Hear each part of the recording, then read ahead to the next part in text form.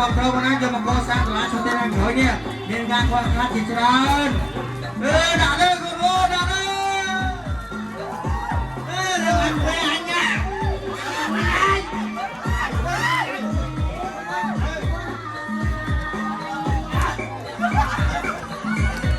คนวันนั้นเราการเดินทางมาจะมาอย่างเดินทางไม่รอที่จะตัวตีงานให้น้องเนี่ย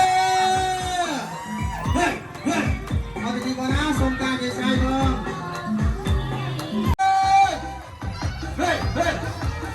สบายเลยมา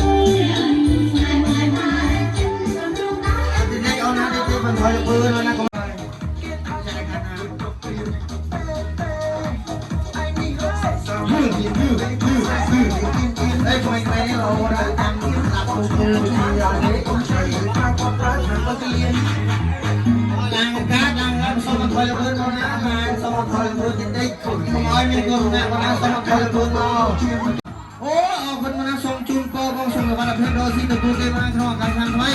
ให้เราเอาไปมานะเอาบางบอกเธอมาเอาคนมา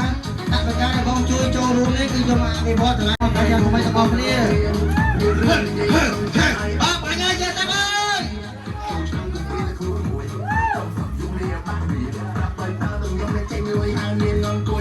โอ้เราก็มาตุกมาได้พี่คีเลย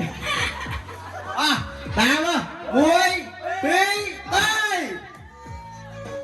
โอ้โหมาเตะเลยเฮ้ยเรียกมาอูเลยมาโต๊ะเด็กโอ้หักล็อกของไรโอ้ยปลาพูด